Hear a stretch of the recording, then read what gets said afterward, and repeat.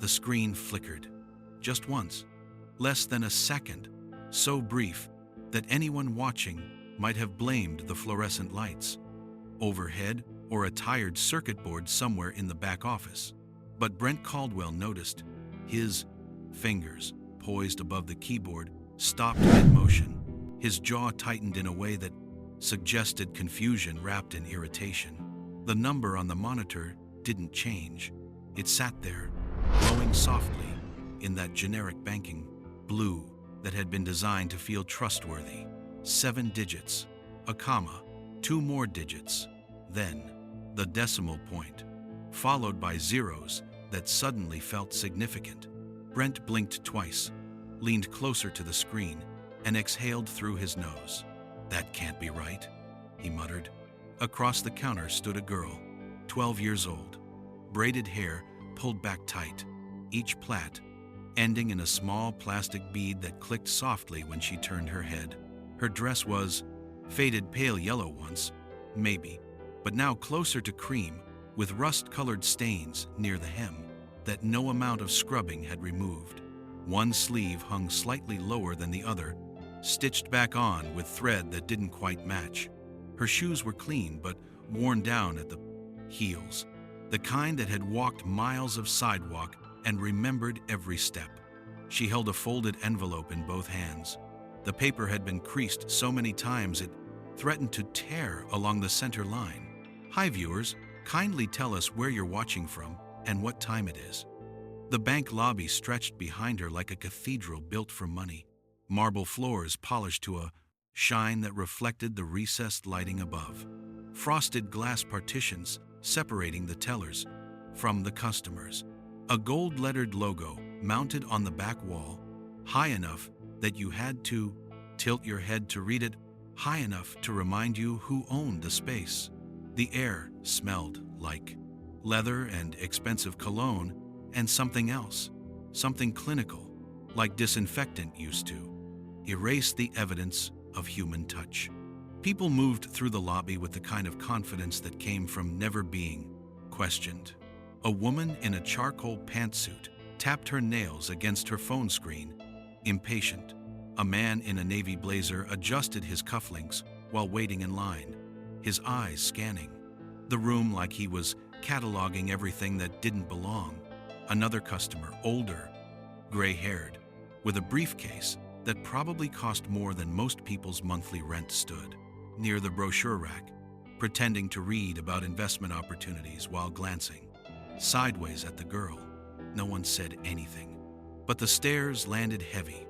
The woman with the phone frowned, her eyes flicking from the girl's dress to her shoes, then back to her screen as if dismissing a problem she didn't want to solve.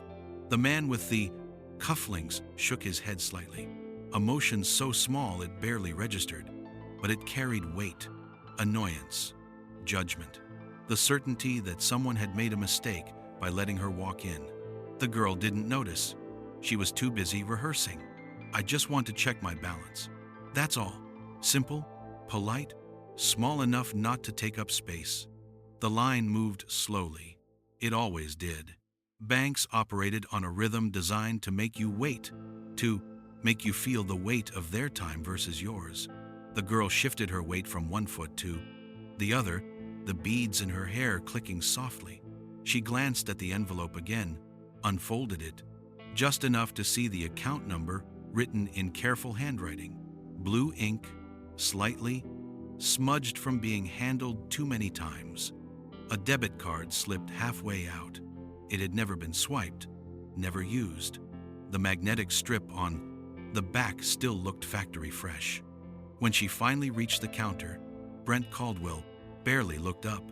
He was mid-40s, wearing a charcoal vest over a pressed white shirt, sleeves rolled to the elbows in that calculated way that suggested both professionalism and approachability. His name tag sat crooked on his chest. His hair was graying at the temples in a way that made him look distinguished rather than old. He had the posture of someone who had spent years deciding who mattered and who didn't, and had gotten good at it. He sighed before she even spoke. "What do you need, sweetheart?" he asked, leaning back in his chair. His voice wasn't cruel. It wasn't kind either.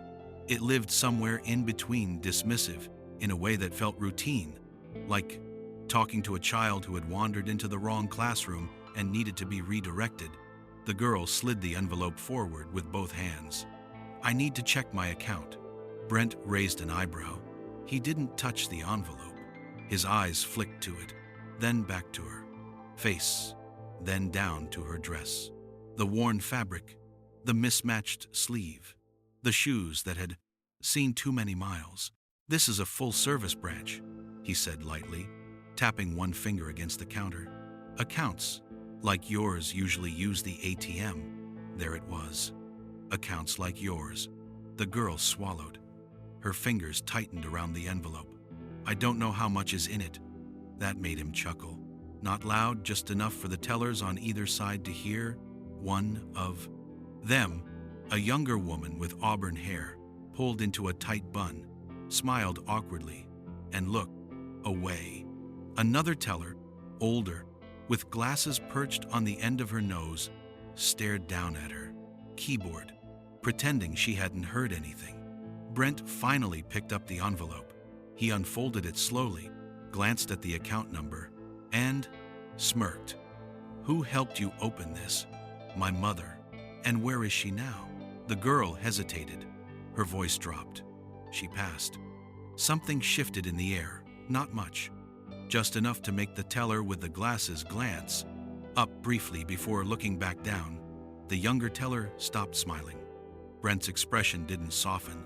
He nodded once, tapped a few keys on his keyboard, and leaned back again, still relaxed, still unconcerned. The kind of man who had seen overdrafts, ruin lives and mortgages, collapse families, and never lost sleep over any of it. Then his posture changed. His smile froze. His shoulders tensed. He leaned forward, eyes narrowing, not in disbelief, but calculation. His fingers hovered over the keyboard, like he wasn't sure whether to press another key or pull his hand back entirely. Behind the counter, the monitor glowed. Not thousands, not even hundreds of thousands. 7 figures. Brent blinked once, then twice. His jaw tightened. He quickly turned the monitor away from the props. Girl, angling it toward himself, as if the balance might escape if left exposed. His breathing changed, shallow, controlled, the kind of breath you take when you're trying to stay calm, but your brain is already 3 steps ahead, calculating risk. The girl watched his face, confused. "Is something wrong?" "No," he said too fast. "No, there's just a discrepancy." That word again, a system word, a word designed to mean nothing and everything at the same time. A word that let you delay without lying. A word that protected institutions, not people. The girl didn't move. She stood there, both hands flat on the counter now, waiting. Brent stood up. His chair rolled backward slightly, hitting the partition behind him. "I'll need to verify this account. Please wait here." He walked away without looking back. Minutes passed. The lobby noise seemed louder now. Voices echoed off the marble. Phones buzzed. Keyboards clicked. Somewhere behind the frosted glass, a printer whirred to life, spitting out documents no one would read. The girl stayed at the counter, her hands still flat against the cool surface. She could feel eyes on her again. The woman with the phone, the man with the briefcase, a security guard near the entrance who hadn't been there a moment ago. Her chest tightened. She'd seen this before. Adults whispering, doors closing, decisions being made without her input, without her voice, without her permission. Behind the frosted glass, Brent Caldwell stood in front of another monitor. His hand gripped the edge of the desk. His other hand pressed against his forehead, fingers digging into his temple, like he was trying to physically squeeze understanding into his skull. The balance hadn't changed. He refreshed the screen. Still there. He checked the account history, transaction logs, deposit records. Everything loaded slowly, line by line. each entry confirming what he didn't want to believe. The account was real, the balance was accurate, and the girl standing at his counter wearing a dress that had been washed too many times and shoes that had walked too many sidewalks had access to more money than most of the people in that lobby would see in their lifetimes. Brent exhaled slowly. His mind raced through possibilities: error, fraud, identity theft, money, laundering, a prank, a test, something that made sense, something that fit the pattern he'd learned to trust over years of working in this industry. But the account had passed every internal check. No flags, no holds, no suspicious activity. Just money, sitting there, waiting. He walked back to the counter, his face pale, his movements stiff. The girl looked up at him, her eyes wide, searching his expression for answers. "Miss," he glanced down at the paperwork. "Miss Reed, we'll need to move this conversation to a private office. I just wanted to know the balance," she said quietly. He nodded, his jaw tight. "Of course. Right this way." The security guard stepped closer. Not threatening, not aggressive, just there. The girl felt her pulse quicken. She picked up the envelope, clutching it against her chest, and followed Brent toward a hallway lined with frosted glass doors. Behind her, the lobby returned to its rhythm. Customers moved forward in line. Tellers typed. Phones rang. But something had shifted. The screen had flickered.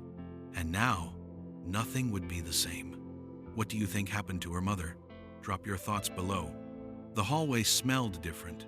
Less leather, less cologne, more like stale coffee and industrial carpet cleaner. The kind of smell that lived in spaces where decisions were made behind closed doors, where policy replaced conversation, where people became case numbers. Brent walked 3 steps ahead, his shoes clicking against the tile in a rhythm that felt practiced. Deliberate. The girl Nyasha followed, her worn sneakers silent against the floor. The security guard trailed behind, close enough to be present but far enough to pretend he wasn't, supervising. No one spoke. They passed frosted glass offices where shadows moved behind blurred partitions. Voices murmured in tones too low to decipher. A phone rang somewhere, shrill and insistent, then stopped mid-ring as someone picked up. Brent stopped at the 3rd door on the left. No nameplate, just a number, 107. He pushed it open and stepped aside, gesturing for Nyasha to enter. The room was small. A desk, 2 chairs, a single window with blinds angled to let in light but block the view. A computer monitor sat dark on the desk, its screen reflecting the overhead, fluorescent lights. Everything in the room was gray or beige or some variation of institutional, neutral colors chosen specifically to avoid making anyone feel anything. "Have a seat," Brent said, motioning to the chair across from the desk. Nyasha sat. The chair was too big. Her feet barely touched the floor. She placed the envelope on her lap, smoothing out the creases with her thumbs. Brent sat across from her, his hands folded on the desk. The security guard remained outside, visible through the frosted glass door, a dark shape standing motionless. "I'm going to ask you a few questions," Brent said. His tone had shifted, not unkind, but clinical, procedural, the voice of someone following a script. Just routine verification, nothing to worry about. Nyasha nodded. "How did you get this account number?" "My mother gave it to me." "And when was that?" "Before she died." Brent wrote something on a notepad. His pen scratched against the paper, loud in the quiet room. "And when did she pass?" 3 months ago." He paused, pen hovering. "I'm sorry for your loss." The words came out flat, rehearsed, the kind of condolence that had been said so many times. It had lost all meaning. Nyasha didn't respond. She'd heard those words before, from social workers, from teachers, from people who checked boxes on forms and moved on. "Do you know how much money is in this account?" Brent asked. "No," Did your mother ever tell you? No, she just said to check it when I turned 12. Brent leaned back in his chair. His fingers drummed against the armrest, a nervous habit he probably didn't realize he had. His mind was working through scenarios, trying to fit the pieces into a shape that made sense. A dead woman, a child, a 7-figure balance. None of it fit. Banks operated on patterns, predictable behaviors, expected outcomes. When someone in a worn dress walked into a branch, you assumed low balance, maybe a few $100s, maybe overdrawn. You directed them to the ATM, saved time, moved the line along. That was the system. Efficient, logical, built on probability. But this account broke the pattern, and patterns, once broken, created problems. Brent picked up the phone on the desk. He dialed 3 digits, an internal extension. The line rang twice before someone picked up. Yeah, it's Caldwell. I need a senior verification on account number. He glanced at the story. Paperwork, ending in 4,739. High balance. No, I mean high. 7 figures. There was a pause. A voice on the other end, muffled, saying something Brent didn't like. I understand that, Brent said, his voice tight. But the account holder is 12 years old. Yes, 12. No guardian present. Mother deceased. Another pause. Longer this time. Right, I'll hold. He placed the phone on the desk, still connected, and looked at Nyasha. His expression had shifted again. Not suspicion, exactly. More like caution. The look of someone trying to decide whether he was dealing with a mistake or something worse. Nyasha sat still, her hands folded over the envelope. She could feel the weight of his stare. She'd felt it before in grocery stores when she paid with food stamps, in school offices when her clothes didn't match the other kids, in waiting rooms where people assumed she didn't belong. The system had a way of making you prove yourself over and over until you were too tired to try. Minutes passed. The voice on the phone returned. Brent picked it up, listened, nodded. Understood. Yes, I'll keep her here. He hung up. Someone from our compliance department will be down shortly, he said. Just a few more minutes. Nyasha nodded. She didn't ask why, didn't protest. She'd learned early that questions made things worse. Silence was safer. Brent opened a drawer, pulled out a bottle of water, and slid it across the desk. Thirsty? No, thank you. He nodded and put the bottle back. They sat in silence. Through the frosted glass, shapes moved in the hallway. Voices passed by, faint and indistinct. The building hummed with the low, constant noise of machines processing transactions, computers logging data, systems running checks that no one would ever see. Somewhere in that network of wires and servers and databases, Nyasha's account was being flagged, reviewed, escalated. Not because anything was wrong, but because nothing about it fit.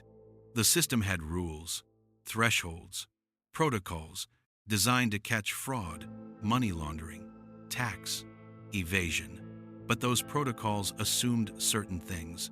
They assumed high balances belonged to people who looked a certain way, dressed a certain way, spoke a certain way.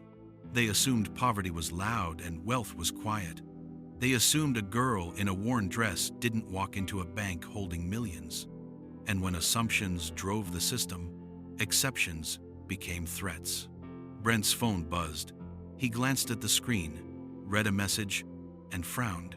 He typed a response, his thumbs moving quickly over the keys, then set the phone face down on the desk. Won't be much longer, he said. Nyasha nodded again. She glanced at the window. The blinds were angled downward, slicing the outside world into horizontal strips. She could see the edge of the parking lot, cars gleaming in the afternoon sun, a tree swaying slightly in the breeze. Normal, ordinary. A world that kept moving while she sat still. The door opened. A woman stepped in, late 30s, dark blazer, hair pulled back so tight it looked painful. Her name tag read, Jennifer Moss, compliance officer. She carried a tablet and a leather portfolio, both held against her chest like shields. "Miss Reed," she said, her voice polite but firm. "I'm Jennifer Moss. I'll be handling your account. Verification." Nyasha nodded. Jennifer sat down next to Brent, placing the tablet on the desk. She swiped through a few screens, her eyes scanning data that Nyasha couldn't see. "I understand your mother recently passed," Jennifer said, her tone softening slightly. "I'm very sorry." Another condolence. Another rehearsed line. "Thank you," Nyasha said quietly. "Can you tell me your mother's full name?" "Zola Imani Reed." Jennifer typed the name into the tablet. Her fingers moved quickly, practiced. She waited for the system to respond, her eyes fixed on the screen. Then her expression changed. Just for a second. A flicker of something, recognition, maybe, or surprise. She glanced at Brent, then back at the screen. "Did your mother work in finance?" Jennifer asked. "Yes." "Do you know where?" Nyasha hesitated. "She worked at a bank. I don't remember which one." Jennifer nodded slowly. She swiped through a few more screens, reading something that made her jaw tighten. She looked at Brent again, and this time, he leaned in to see what she was seeing. His face went pale. "We'll need to escalate this," Jennifer said quietly. "To who?" Brent asked. "Legal." The word hung in the air, heavy and final. Nyasha felt her chest tighten. "Is something wrong with my account?" "No," Jennifer said quickly. "Not wrong, just complicated." Complicated. Another system word. Another way of saying, "We don't know what to do with you." Jennifer stood. "Miss Reed, we're going to need some time to review your account. It's nothing you did wrong, I promise. But given the balance and the circumstances, we have to follow certain protocols." "How long?" Nyasha asked. "A few days, maybe a week." "What am I supposed to do until then?" Jennifer smiled, but it didn't reach her eyes. "We'll be in touch." Brent stood as well. "I'll walk you out." Nyasha picked up the envelope, her hands trembling slightly. She followed Brent back down the rund hallway, past the frosted glass offices, past the tellers who glanced up and quickly looked away, past the security guard who watched her leave with an expression she couldn't read. When she reached the lobby, the marble floors felt colder, the lighting felt harsher. The gold-lettered logo on the wall felt like it was staring down at her, judging her for daring to walk in. Brent held the door open. "We'll call you." Nyasha stepped outside. The afternoon sun hit her face, warm and blinding. She stood there for a moment, blinking, trying to process what had just happened. Behind her, the door closed. Inside, Brent walked back to his desk. He sat down heavily, rubbing his temples. Jennifer stood nearby, still holding the tablet. "Did you see the compliance flag?" she asked quietly. Brent nodded. "From 2022, 3 years ago, right before she left the company." "Left?" Brent said. "Or was let go?" Jennifer didn't answer. She didn't have to. They both knew. The system had a long memory, and now it was remembering something it had tried very hard to forget. "Do you think the bank will try to keep the money? Comment your prediction." The call came 14 minutes after Nyasha left. Brent was still at his desk, staring at the monitor, his jaw tight, his fingers drumming an uneven rhythm against the armrest of his chair. The lobby noise filtered through the partition, muffled voices, the beep of card readers, the low hum of fluorescent lights that never quite shut off. Jennifer stood near the window, her tablet still glowing in her hands. She hadn't moved since. Nyasha walked out. Her eyes were fixed on the screen, scrolling through records that should have been archived years ago but weren't. Records that had been flagged, tagged, marked for review, and then quietly buried under layers of corporate restructuring and personnel changes. Until now. The phone on Brent's desk rang. He glanced at the caller ID. Internal line. Extension 4102. Legal. He picked up on the second ring. Caldwell. This is Marcus Trent from Legal. I need you to pull everything you have on account 4739. Brent's hand tightened around the receiver. Already sent it to compliance. I need the hard copies, physical documents, account opening paperwork, signature cards, everything that's not digital. That'll take time. Files that old are in archives. Then find them, Marcus said. His tone clipped. And don't discuss this account with anyone outside of compliance or legal. That includes other branch managers. The line went dead. Brent set the phone down slowly. He looked at Jennifer. They're pulling archives. She nodded, still scrolling. They should. This account was opened in 2019, 6 years ago. The Mother Zola Reed was employed by the bank at the time. Which branch? Corporate. Compliance Division. Brent leaned back in his chair. So she worked here, opened an account, and then what left? Terminated, Jennifer said, her voice quiet. October 2022. No severance, no explanation in her file. Just an exit interview, marked confidential. 3 years ago, 3 years, 2 months. Brent exhaled slowly. And the account? Dormant until last month. No transactions, no withdrawals, nothing. Just sitting there, accruing interest. How much interest are we talking about? Jennifer glanced at the screen. Enough to notice. The principal deposit was 1.2 million. Current balance is 1,347,891. Brent whistled low. That's a lot of compounding. High-yield trust account, set up with specific maturity conditions. The funds couldn't be accessed until the beneficiary turned 12. And the beneficiary is the daughter. Correct. Brent rubbed his jaw.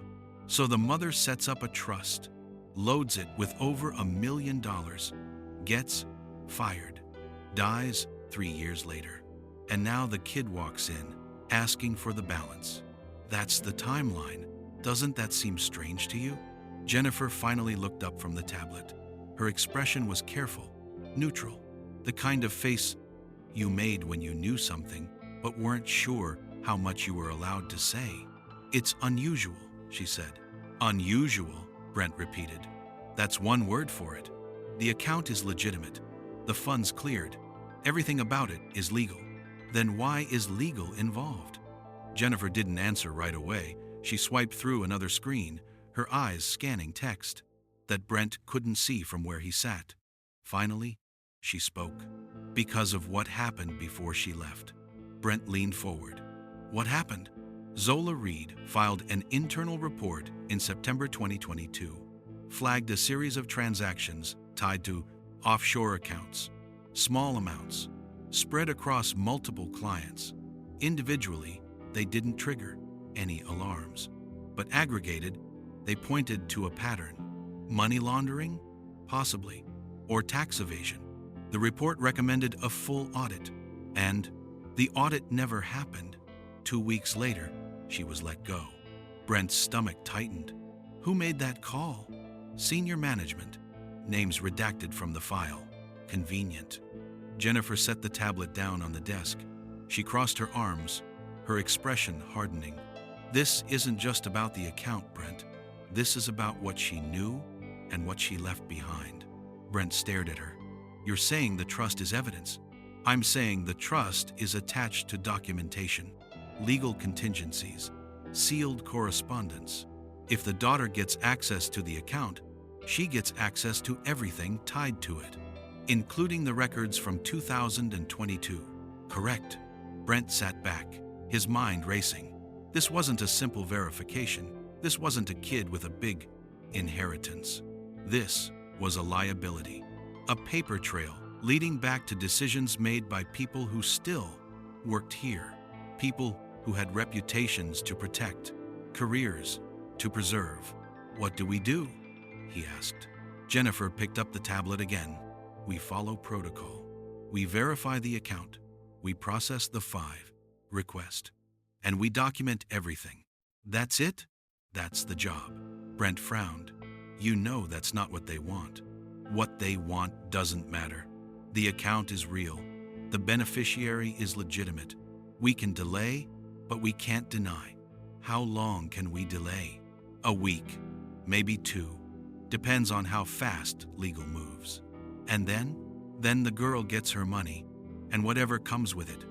Brent stared at the monitor, at the account balance glowing softly on the screen. 7 figures. A lifetime of security for a kid who had walked in wearing a dress held together with mismatched thread. But it wasn't just money. It was leverage. And leverage, in the wrong hands, could dismantle everything. He closed the account window. The screen went dark, reflecting his face back at him, pale, tired, older than he remembered. Send the file to legal, he said quietly, and let them handle it. Jennifer nodded. She gathered her tablet and portfolio, tucking them under her arm. For what? It's worth, Brent. You did the right thing by escalating. He didn't respond. She left, the door clicking softly behind her. Brent sat alone in the office, the fluorescent lights buzzing overhead. He thought about the girl, the way she had sat so still in the chair, her feet barely touching the floor, the way she had folded the envelope so carefully, like it was the only thing in the world that mattered. He thought about her mother, a compliance officer, someone who had spent years making sure the system worked the way it was supposed to, someone who had noticed something wrong and reported it, and someone who had been silenced for it. Brent picked up the phone and dialed extension 4102 again. Marcus answered on the first ring. Trent, it's Caldwell. I need to know something. Make it quick. If this account gets released, if the girl gets access, what happens to the people who made the call back in 2022? There was a long pause on the other end, long enough that Brent thought the line had gone dead. Then Marcus spoke, his voice low and deliberate. That depends on what's in the records. And if it's bad, then it's not your problem, it's theirs. The line went dead again. Brent set the phone down. He stood, walked to the window, and stared out at the parking lot. Cars coming and going. People moving through their lives, unaware of the decisions being made in rooms like this. Decisions that protected institutions over individuals. Decisions that kept the system running smoothly, even when it shouldn't. He thought about the screen flickering, that brief, almost imperceptible pause when the account first loaded. The system had hesitated, not because it was broken, but because it recognized something, a name, a history, a warning. And now, everyone else was catching up. What do you think was in those sealed records? Share your theory below. The archives were kept in the basement. Most employees didn't know they existed. The branch had been renovated twice since 2010. New flooring, updated lighting, glass partitions, replacing old cubicle walls, but the basement remained untouched. It was the kind of space that institutions forgot about until they needed something buried to resurface. Brent stood at the top of the stairwell, staring down into the poorly lit corridor below. The air smelled like old paper and dust, and something vaguely metallic, like rust settling into pipes that hadn't been replaced in decades. He didn't want to go down there, but Marcus Trent from legal had called again. This time, the tone was different. Not a request, a directive. Find the physical file. Bring it upstairs. Don't scan it. Don't photograph it. Don't let anyone else see it. Brent had asked why. Marcus hadn't answered. Now, Brent descended the stairs slowly, each step echoing in the narrow space. The walls were painted institutional beige, the kind of color that had probably looked neutral in a catalog but felt oppressive in person. Flickering fluorescent tubes overhead cast uneven light, leaving pockets of shadow in the corners. At the bottom of the stairs was a metal door. No label, no sign, just a keypad mounted on the wall beside it. Brent punched in the code Jennifer had given him. The lock clicked. The door swung open with a groan that suggested it hadn't been used in months. Inside, rows of metal shelving stretched toward the back wall, each one packed with boxes, labeled with years and account ranges. The system was alphabetical within fiscal years, but the organization had broken down somewhere around 2015. Boxes sat stacked on the floor. Others had been shoved onto shelves at odd angles, their labels faded or missing entirely. Brent pulled out his phone and turned on the flashlight. The overhead lights worked, but barely. Shadows pooled between the shelves, making the space feel smaller than it was. He walked down the center aisle, scanning labels. 2017, 2018, 2019. There, a box on the third shelf marked 2019, Personal Accounts, RS. He pulled it down carefully. The cardboard was soft with age, threatening to collapse if handled too roughly. He set it on the floor, crouched beside it, and opened the lid. Inside were file folders, dozens of them, each one containing account opening paperwork, signature cards, initial deposit records. Most were standard.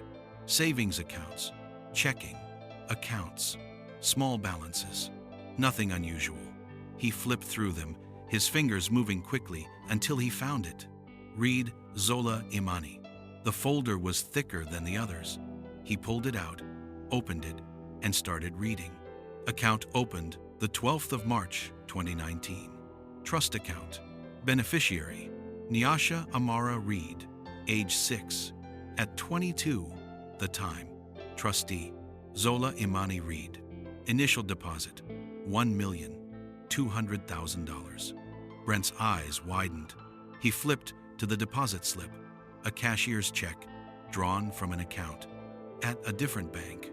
Memo line, settlement, confidential, settlement, not inheritance, not savings, settlement, which meant a legal agreement, compensation for something, an NDA, probably, money, exchanged for silence. He kept reading. The trust conditions were specific. Funds could not be accessed until the beneficiary reached age 12. No partial withdrawals. No loans against the balance. If the trustee died before the maturity date, the account would remain locked until the beneficiary's 12th birthday, at which point full access would be granted automatically. Zola had planned for this. She'd known she might not be around. She'd structured the trust to protect her daughter, regardless. Brent flipped to the next page and stopped. Clipped to the back of the folder was a sealed envelope, white, unmarked except for a single line of handwritten text, to be opened only upon account maturity or legal request. Brent stared at it. His hands felt cold. His pulse quickened. This was what Marcus wanted. This was what legal was scrambling to contain. He slipped the envelope out of the folder and held it up to the light. He couldn't see through it, couldn't tell what was inside, but it was thin, maybe a single page, maybe two.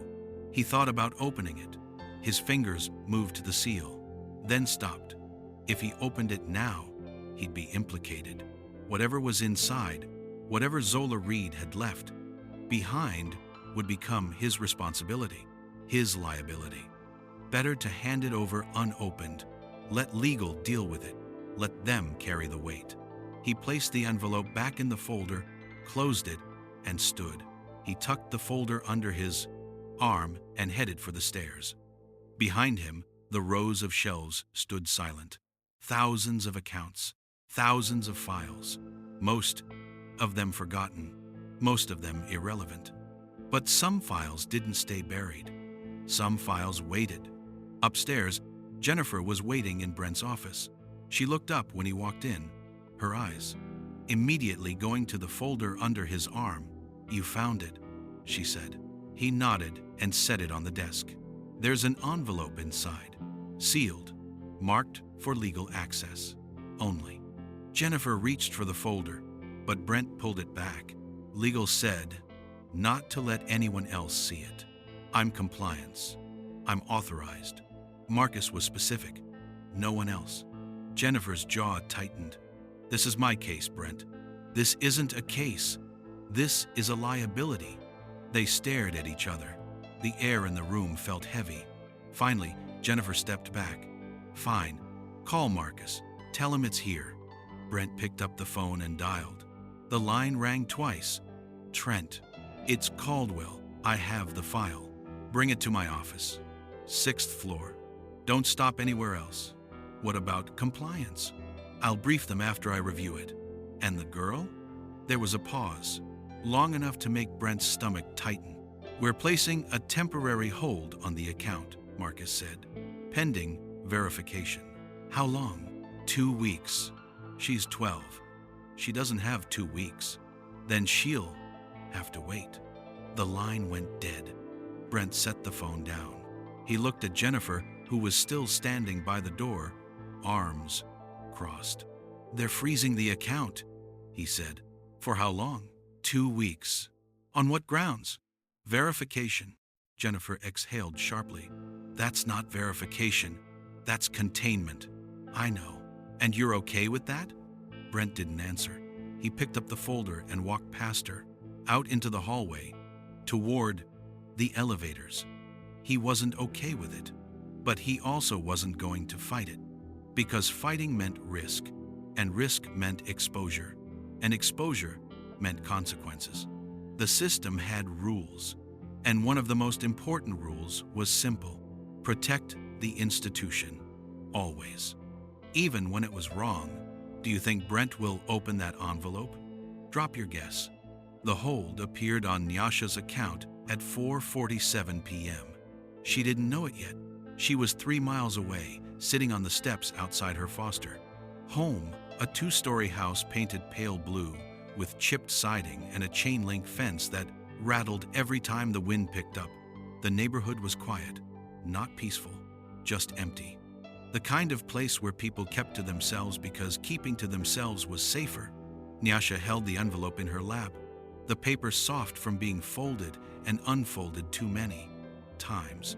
She'd been staring at the account number for the past hour, trying to make sense of what had happened at the bank. The way the manager's face had changed.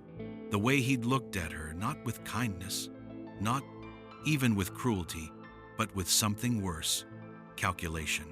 She'd seen that look before, when social workers decided which foster home to place her in, when teachers decided whether she was worth the extra help, when strangers in stores decided whether she was shoplifting just by standing near the shelves. The look that measured her and found her wanting. But today had been different. Today, the look had been fear. She didn't understand why. She just wanted to check her balance. That's what her mother had told her to do. On your 12th birthday, go to the bank, check the account, and remember this is for you, no one else. Nyasha had turned 12 3 weeks ago. No party, no cake, just a card from her caseworker, and a phone call from her foster mother reminding her that dinner was at 6 and not to be late. She'd waited until today to go to the bank, worked up the courage, rehearsed the words, and now everything felt wrong. The front door opened behind her. Her foster mother, Claudette, stepped out onto the porch, wiping her hands on a dish towel. She was in her 50s, heavy-set, with tired eyes and a voice that always sounded like it was on the edge of annoyance. "You gonna sit out here all night?" Claudette asked. "No, ma'am. Dinner's in 20 minutes. Don't be late." "Yes, ma'am." Claudette lingered for a moment, her eyes flicking to the envelope in Nyasha's lap. "What's that?" "Nothing. Doesn't look like nothing." Nyasha folded the envelope and slipped it into her pocket. "Just something from school." Claudette didn't believe her, but she also didn't care enough to push. "All right, 20 minutes." The door closed. Nyasha exhaled slowly. She pulled the envelope back out, staring at the account number again. The debit card inside had her name printed on it. Nyasha A. Reed. She'd never had anything with her name on it before. Not like this. Her phone buzzed in her other pocket. She pulled it out, a hand-me-down flip phone that barely held a charge. One new voicemail. She dialed in, pressed the phone to her ear, and listened. "Miss Reed, this is Jennifer Moss from First Union Bank.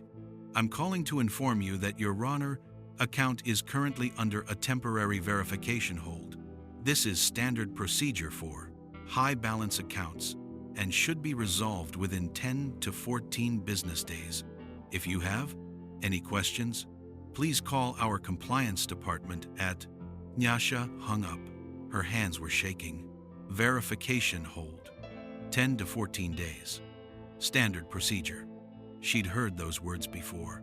From caseworkers, from court-appointed advocates, from people who smiled while they delayed and delayed and delayed until you stopped asking.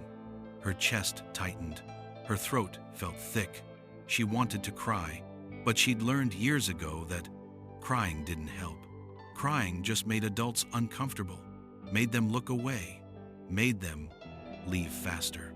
She slipped the phone back into her pocket and stood. The envelope stayed in her hand, creased and worn, the ink smudged from her fingers. Her mother had told her to go to the bank. Her mother had told her the account was for her. Her mother had told her to remember, but she hadn't told her what to do if they said no. Inside the bank, 6 floors above the lobby, Marcus Trent sat alone in his office with the sealed envelope on his desk. He hadn't opened it yet. He'd been staring at it for the past 20 minutes. His hands folded, his jaw tight. The office was silent except for the hum of the air conditioning and the faint clicking of a clock on the wall. Marcus was 43, Harvard Law. 15 years at the firm before moving in-house. He'd handled mergers, acquisitions, regulatory audits, and employee disputes. He'd seen files that could end careers, documents that could collapse departments. But this envelope felt different because he recognized the handwriting. Zola Reed. He'd worked with her once, briefly. Back in 2021, during an internal audit, she'd been sharp, thorough, the kind of compliance officer who didn't miss details, who asked the uncomfortable questions, who documented everything, which was exactly why she'd been let go. Marcus reached for the envelope. His fingers brushed the seal. He hesitated. If he opened it, he'd know. And knowing meant responsibility, meant deciding whether to act, meant choosing between the institution and the truth. He thought about Nyasha, a 12-year-old girl, sitting somewhere right now, probably confused, probably scared, probably wondering why the adults kept saying no when the account was hers. He thought about Zola, a woman who had done her job, who had flagged something wrong, who had been fired for it.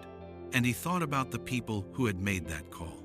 Senior management, names, redacted, people who still worked here, people who still made decisions.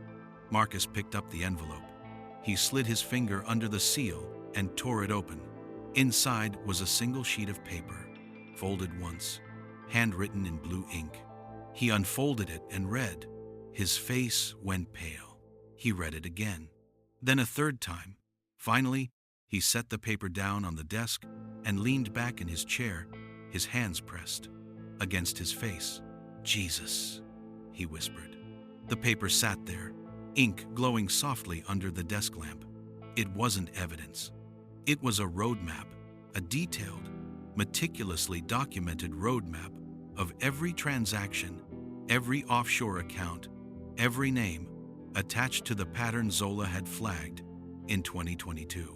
And at the bottom, a single line. "If you're reading this, I'm gone. Protect my daughter. She deserves better than this. System gave me." Marcus stared at the ceiling. His mind raced through scenarios: legal exposure, regulatory, investigations, criminal liability. If this paper became public, it wouldn't just cost jobs, it would cost everything. He picked up the phone and dialed an internal extension. "This is Trent. I need a meeting with senior management. Tonight." "No, it can't wait. We have a problem." He hung up. The paper sat on his desk, still glowing. And somewhere across the city, Nyasha sat on the steps of a foster home, holding an envelope, wondering why the system kept saying no. What do you think is going to happen next? Comment below. The email arrived at 11:43 p.m. Marcus Trent sat alone in the conference room on the 7th floor, the city lights bleeding through the floor-to-ceiling windows behind him. His tie was loosened. His sleeves were rolled up. The handwritten note from Nyasha Reed sat in the center of the table, surrounded by printouts, account statements, and internal memos that hadn't seen daylight in 3 years. Across from him sat 3 people. Eleanor Voss, Senior Vice President of Operations, mid-50s, steel gray hair pulled into a bun, so tight it looked like it hurt. She wore a black blazer even this late at night, her expression carved from stone. David Kimani, Chief Risk Officer, early 40s, Kenyan accent softened by years in the States. He had the look of someone who'd spent his career putting out fires and had learned to stop, flinching at the heat. And Pamela Okafor, Head of Institutional Compliance, late 30s, dark skin, sharp eyes. She'd been with the bank for 8 years and had a reputation for being thorough to the point of ruthlessness. None of them had spoken for the past 5 minutes. They were all staring at the note. Eleanor finally broke the silence. How did this stay buried for 3 years? Marcus didn't look up because someone wanted it buried. Who? That's what we need to figure out. David leaned forward, his elbows on the table.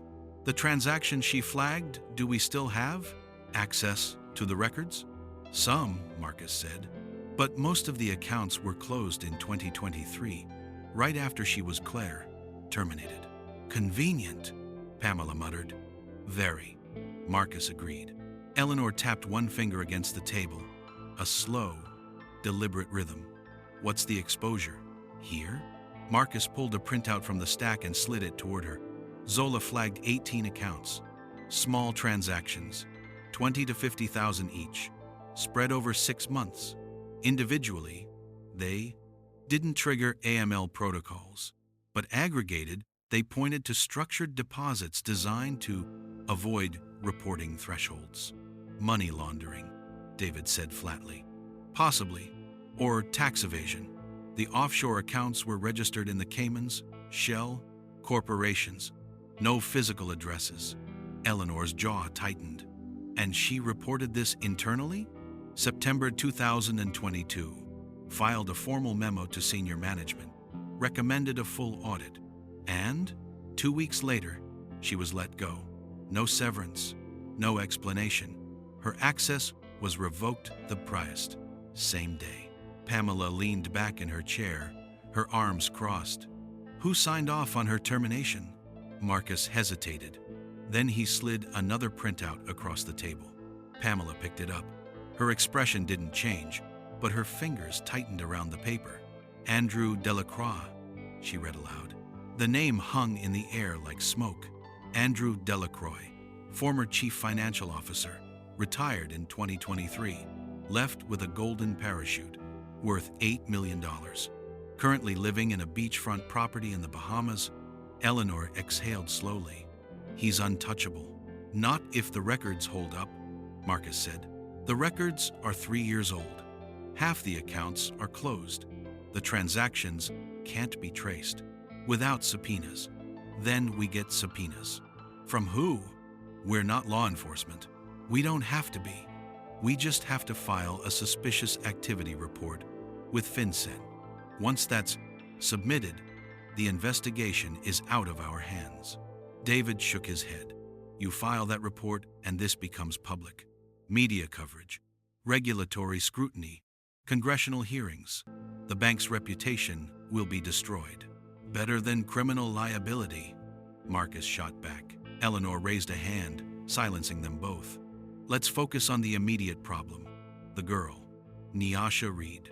She has access to this account, which means she has access to everything tied to it. Not yet, Marcus said. We placed a hold. For how long? 2 weeks. And then? Then we either release the funds or we deny access entirely. On what grounds? Suspicious activity. Fraud investigation. We have options.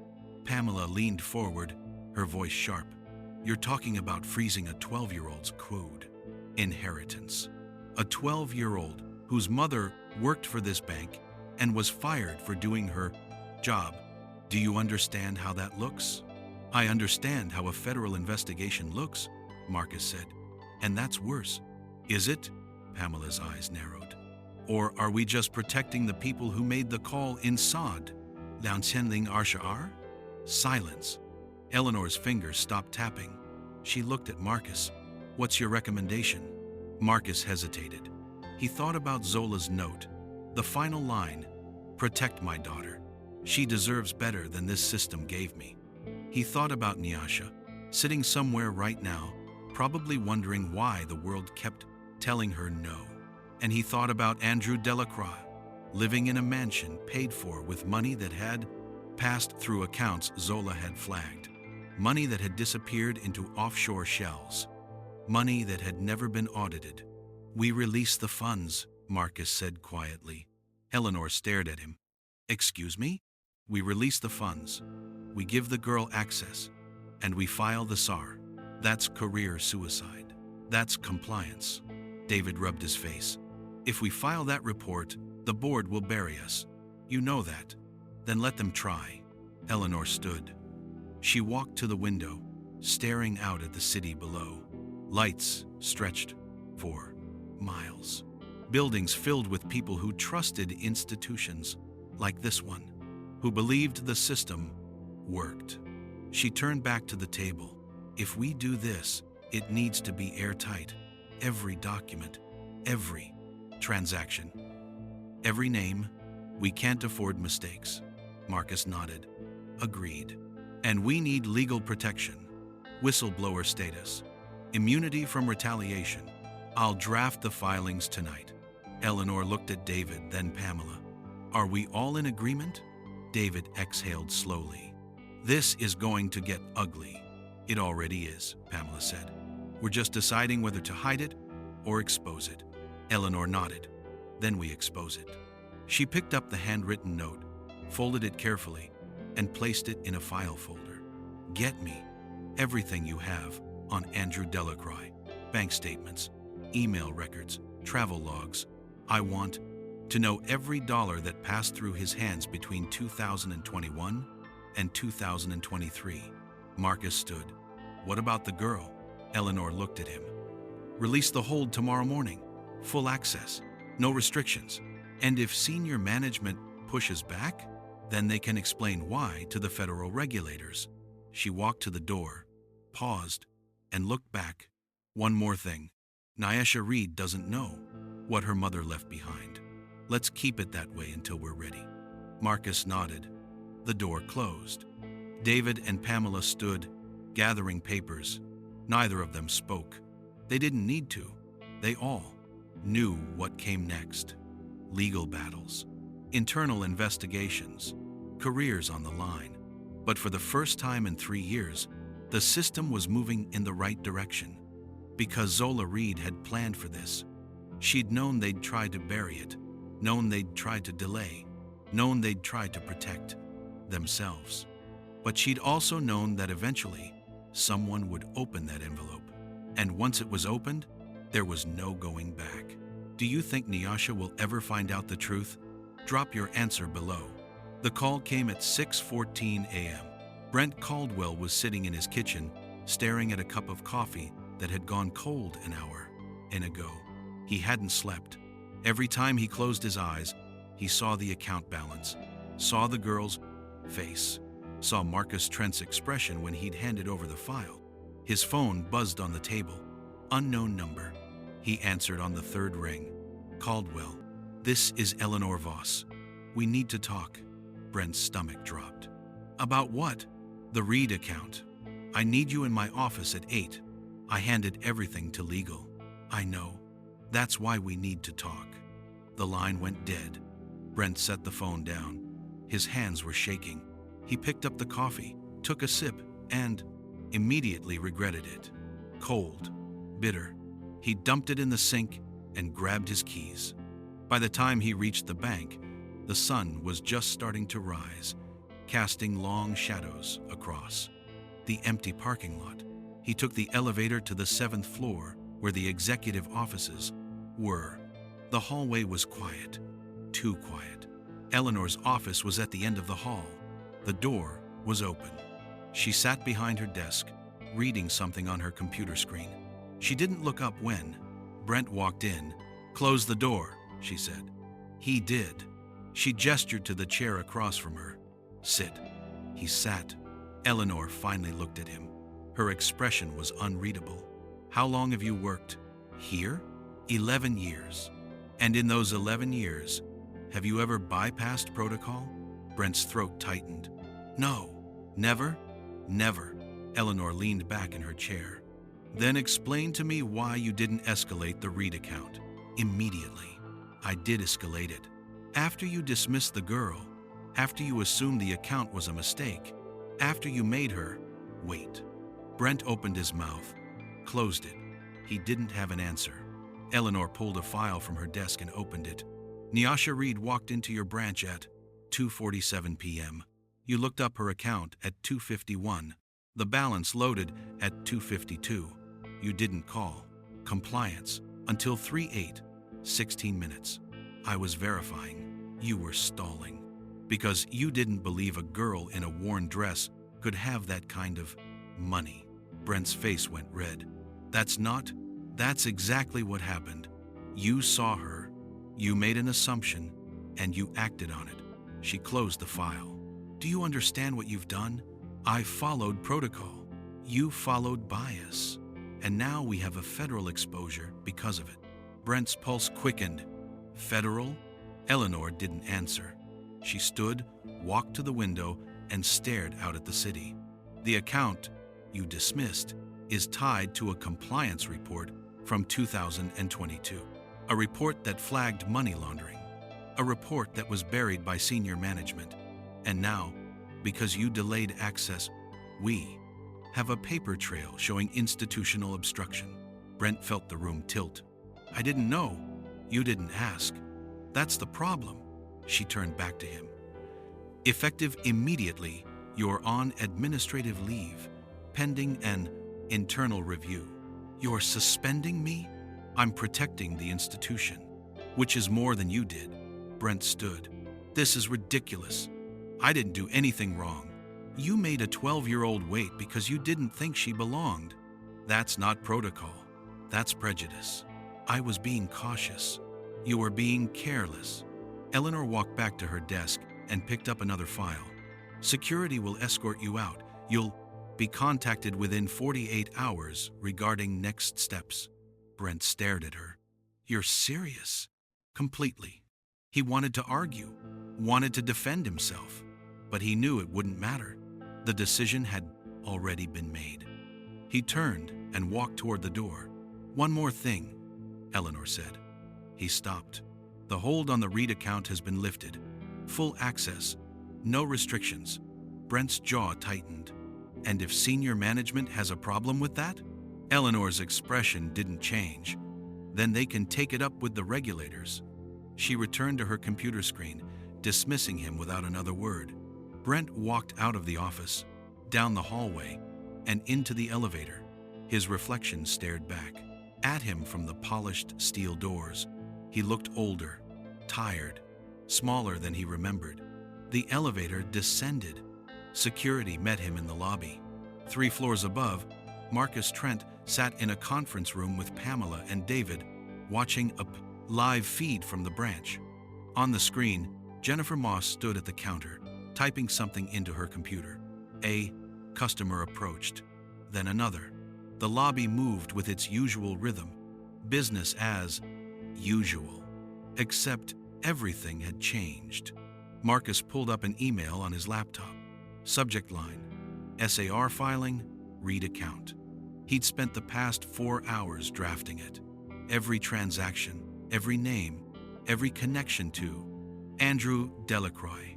The email was ready to send. All he had to do was press a button. But once he did, there was no going back. "You sure about this?" David asked. Marcus didn't look away from the screen. "No." "Then why do it?" "Because it's right." Pamela leaned forward. "Right doesn't always win." "Maybe not, but wrong shouldn't get to hide forever." He moved the cursor to the send button, hovered, clicked. The email disappeared from his screen. A confirmation message appeared. Message sent. David exhaled slowly. "Well, that's done." Marcus closed the laptop. "Now we wait." "For what?" "For them to realize they can't bury this anymore." Pamela stood. "And if they try?" Marcus looked at her. "Then we make sure everyone knows why." Across the city, Nyasha's phone buzzed. She pulled it out. One new voicemail. "Miss Reed, this is Jennifer Moss from First Union Bank. I'm calling to inform you that the hold on your account has been lifted. You now have full access to your funds. If you'd like to set up an appointment to discuss your account, please call us at your earliest convenience. Again, the hold has been removed. Thank you." Nyasha stared at the phone. Full access. She played the message again, then a third time.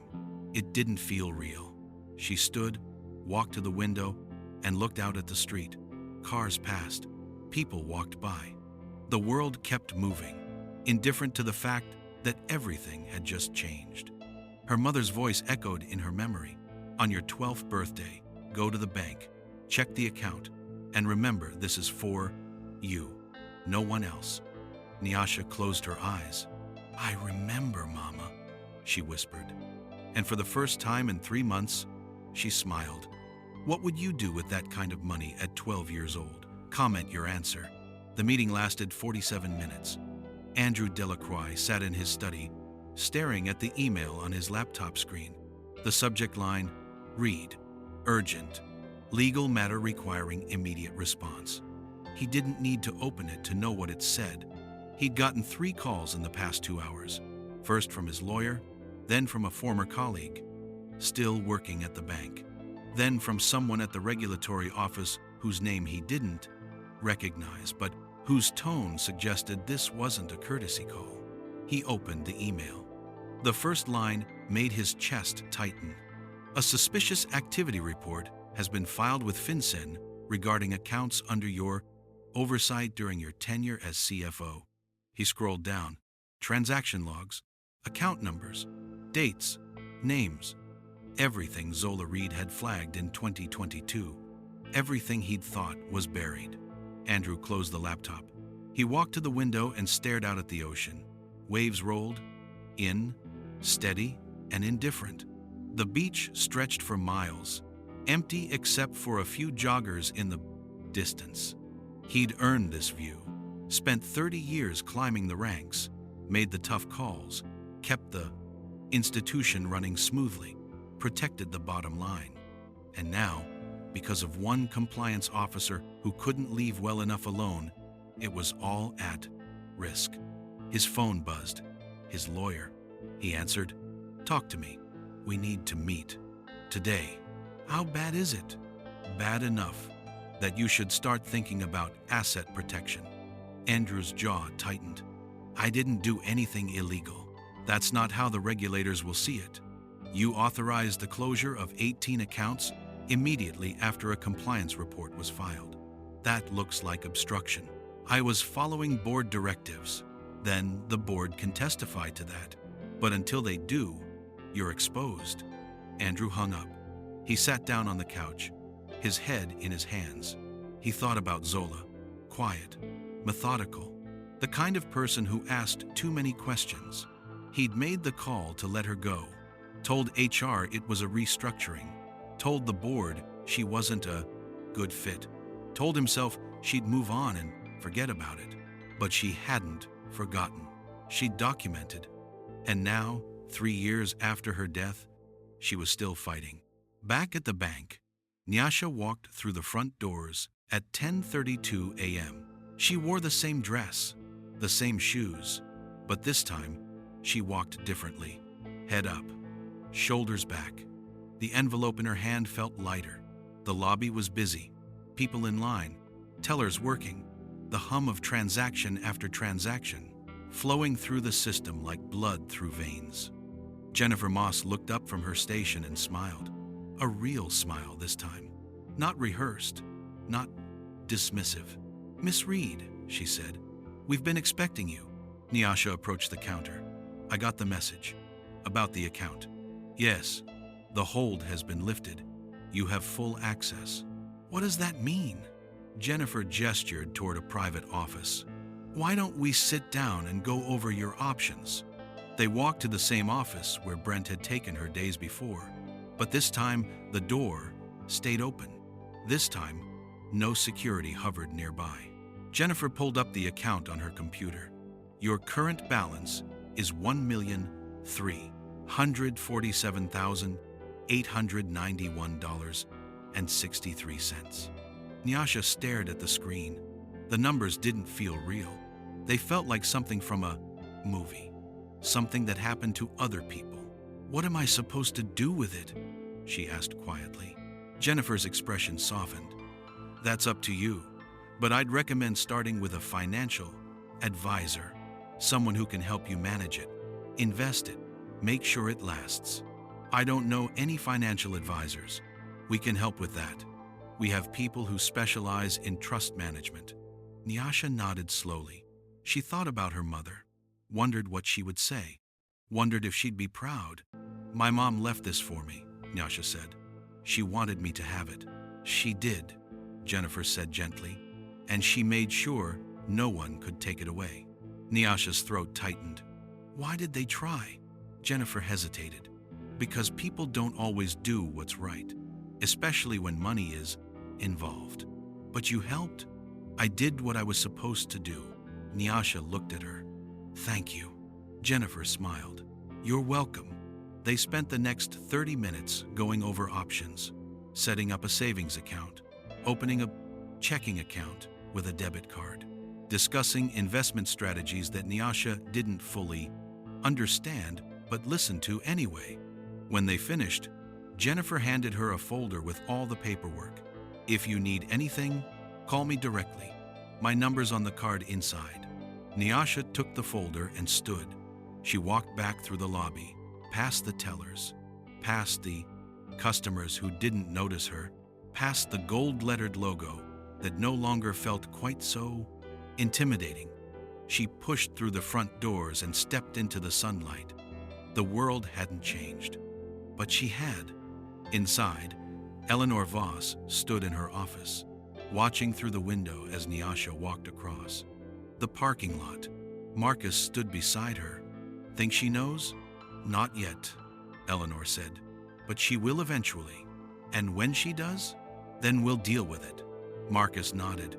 Delacroix's lawyer called. "They want to settle. Let them sweat. The board's pushing for a quiet resolution." Eleanor turned to him. "The board doesn't get to decide this time. The regulators do. They're scared." "Good. They should be." Marcus hesitated. "What about Brent? What about him?" "He's asking for reinstatement." Eleanor's expression hardened. "Denied. He had a chance to do the right thing. He chose convenience. He's threatening legal action. Let him. We have documentation." Marcus left. Eleanor returned to the window. She watched Nyasha disappear around the corner, the folder tucked under her arm. Zola Reed had been right about one thing. The system didn't change because people asked nicely. It changed because people forced it to. And sometimes, that force came from the least expected places. Do you think justice was truly served? Let us know in the comments. 4 years later, Nyasha sat in the back of a lecture hall at Howard University, her laptop open, notes filling the screen. The professor, Dr. Ayanna Mitchell, stood at the front, discussing financial ethics and regulatory compliance. The irony wasn't lost on her. She was 16 now. Early admission, full scholarship, though she didn't need it. The money her mother left behind had grown. Investments, compound interest, smart management from advisors who actually listened.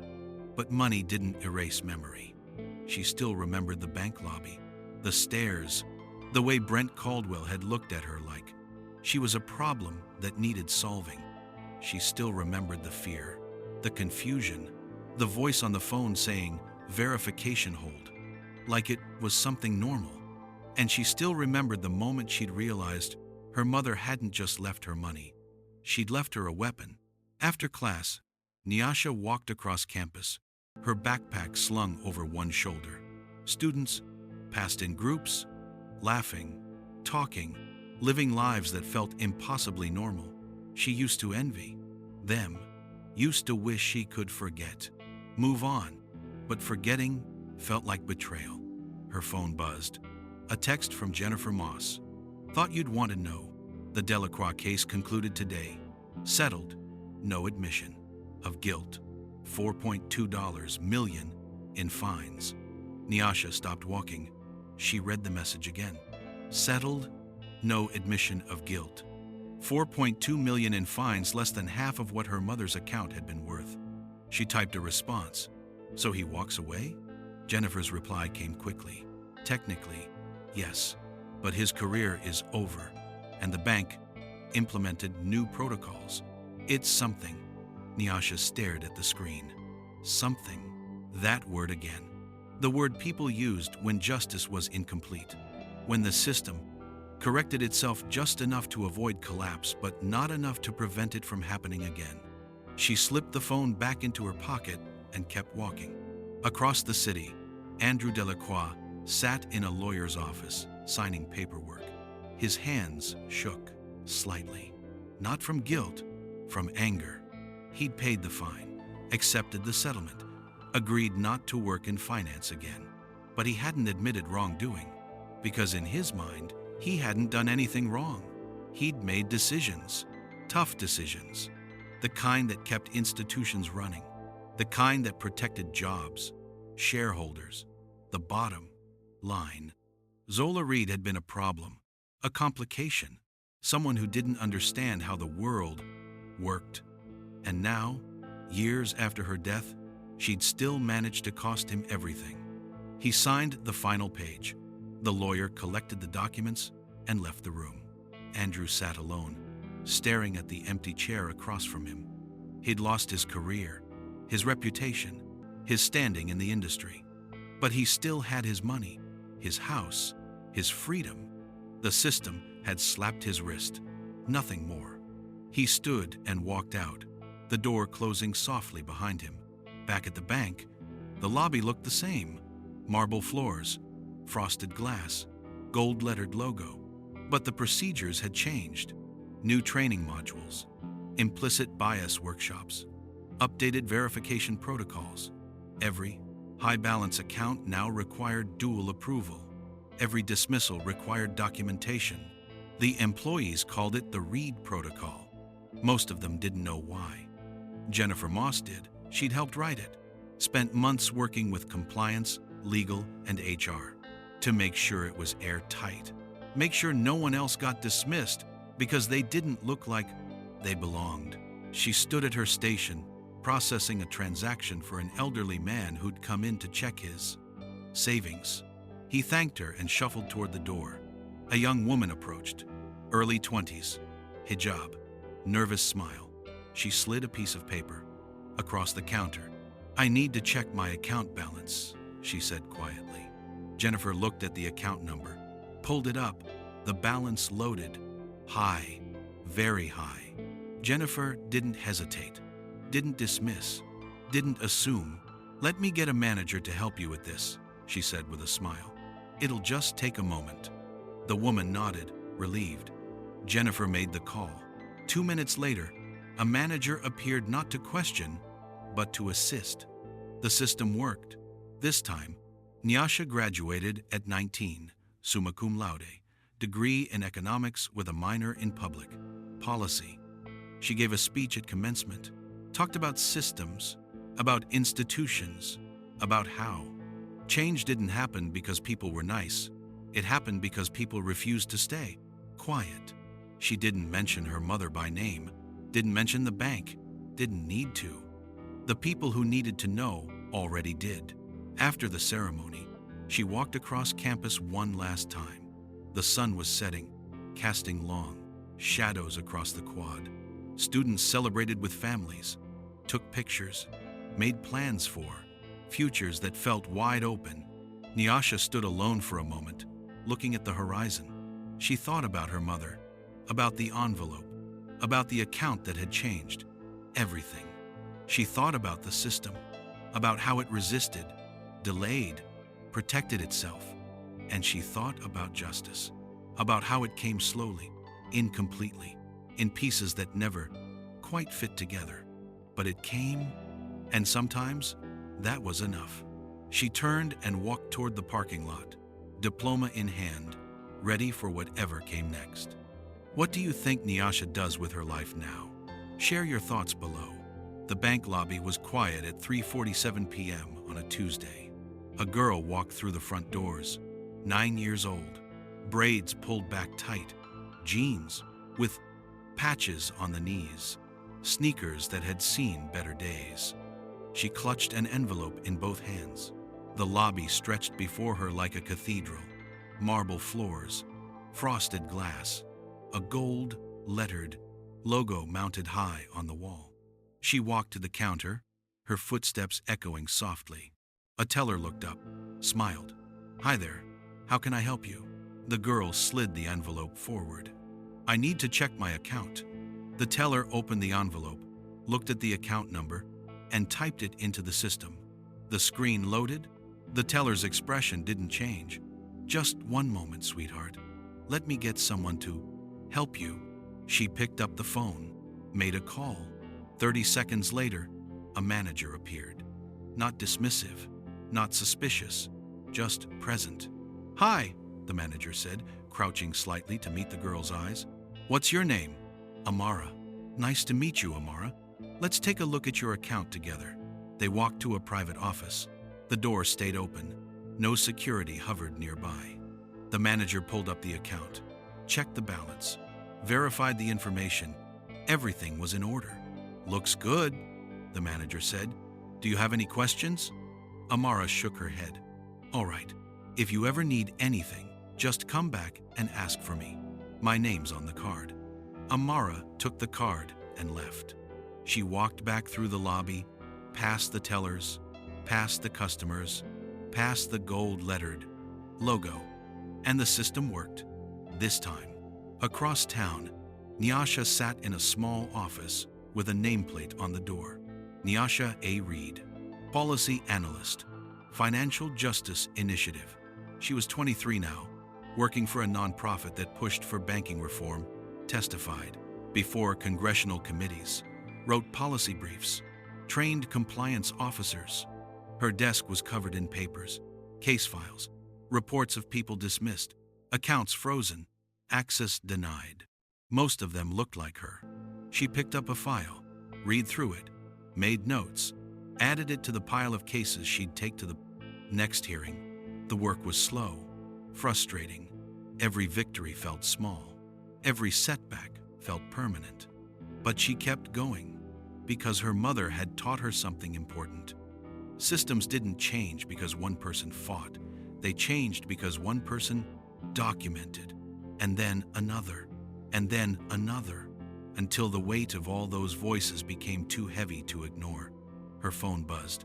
A text from Jennifer. Another case. 15-year-old. Account frozen. Looks familiar. Nyasha typed back. "Send me the details." She leaned back in her chair, staring at the ceiling. The system was still running, still making decisions, still dismissing people who didn't fit the pattern. But now, people were watching. And watching meant accountability. And accountability meant change. Slow, incomplete, imperfect, but change. She thought about the girl in the worn dress who'd walked into a bank 4 years ago. The girl who'd been dismissed, delayed, denied. The girl who'd fought back without even knowing she was fighting. And she smiled. Somewhere in a basement archive, a file sat on a shelf, dusty, forgotten. The label read, Reed, Zola Imani, 2019. Inside were documents, memos, correspondence, a handwritten note that had started everything. No one had touched the file in years, but it was still there, waiting, because that's what the system did. It remembered, not always fairly, not always justly, but it remembered, and sometimes memory was enough to make sure it happened differently the next time. The bank lobby stayed quiet. Customers came and went. Tellers typed. Accounts were checked. Balances loaded. The marble floors still gleamed. The frosted glass still separated the workers from the served. The gold-lettered logo still watched from the wall. But the rules had changed. Not completely, not perfectly, but enough. Enough that a 9-year-old girl could walk in and be heard. Enough that a compliance officer's voice could echo across years. Enough that justice slow, incomplete, imperfect justice could find its way through the cracks. And in those cracks, change grew. Quietly, persistently, one account at a time. If you were in Nyasha's position, what would you fight for? Let us know in the comments. And if this story moved you, don't forget to subscribe and turn on notifications so you never miss the next story that inspires. Share your thoughts below and help inspire others who need to hear this message. Your voice matters. Use it.